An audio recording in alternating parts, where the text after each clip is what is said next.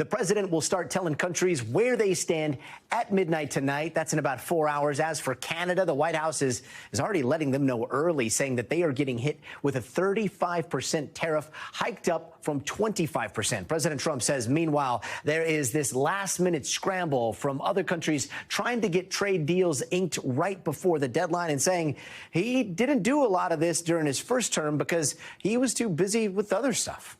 We have made a few deals today that are excellent deals for the country. You know, we're taking in literally trillions of dollars for the country. In my first term, I was fighting lunatics like you who were trying to do things incorrectly and inappropriately to a president that was duly elected. We took in hundreds of billions of dollars worth of tariffs, but you people didn't cover it very well. Now, tomorrow's deadline is not for everyone. While Canada is getting hit with that 35% tariff starting tomorrow, Mexico is getting another 3 months to figure things out, despite the president posting yesterday that he would not be extending the deadline. It stands firm. And if you're like, has this happened before? You are right. The whole deadline thing has already been kicked down the road 2 times. First, it was April 2nd, the so-called Liberation Day. Then the markets tanked. Wall Street went into massive chaos. The White House put a hold on those tariffs until July 9th. Then July 9th came, and the tariff deadline was extended once again to, well, tomorrow.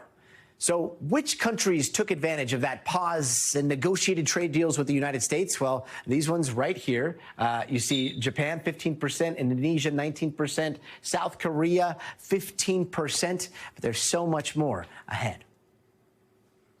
NBC's Gabe Gutierrez from the White House. Gabe, so there was a point where the president claimed to have done over like 200 deals way back in the day. That was April, I believe. Now he's saying he's negotiated more deals today. So do we actually have over 200 deals done right now?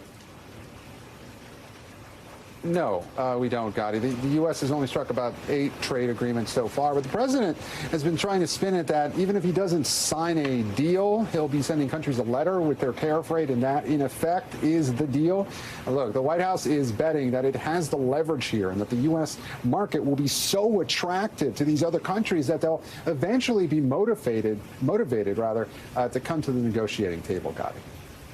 And I know Trump's been insisting that he really means it this time when it comes to tomorrow's deadline, but obviously we've seen some exceptions. Is there a chance that we could see this just pushed down the road again? Well, look, the White House does say it is firm, although today the president did grant a 90-day extension to Mexico. Now, we're just a few hours away from this midnight deadline, so we'll have to wait and see if any more deals are announced before then. Stocks did slide late today, Gotti, after the S&P 500 and the tech-heavy NASDAQ had hit record highs earlier. The Dow, though, ended up dropping about 330 points ahead of this tariff deadline, Gotti. All right, so our southern neighbor gets a little bit of a reprieve. What's the word with Canada?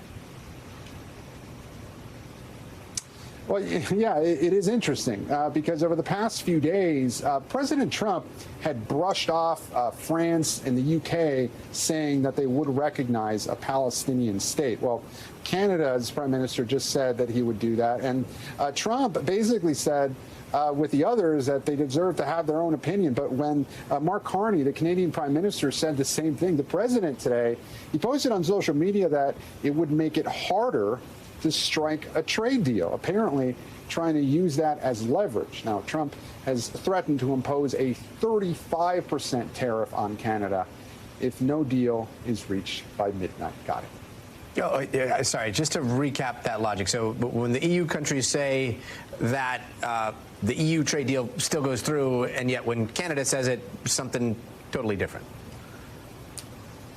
It's quite the relationship the president has with our neighbor to the north. Remember, this goes back a long way, talking about them becoming the 51st state. There may be some last-minute negotiations, and the president trying to squeeze through some sort of trade deal. At this point, though, we have no indication that if it'll happen before this midnight deadline. But yes, some critics are saying it's a bit of a double standard. He seemed to shrug off the comments by France and the UK a little earlier this week. But when Carney said that he'd back a Palestinian state, the president wasn't having it. Got it. All right, we'll see. Time is ticking. That deadline just a few hours away now. NBC's Gabe Gutierrez at the White House. Gabe, thank you. We thank you for watching, and remember, stay updated on breaking news and top stories on the NBC News app or watch live on our YouTube channel.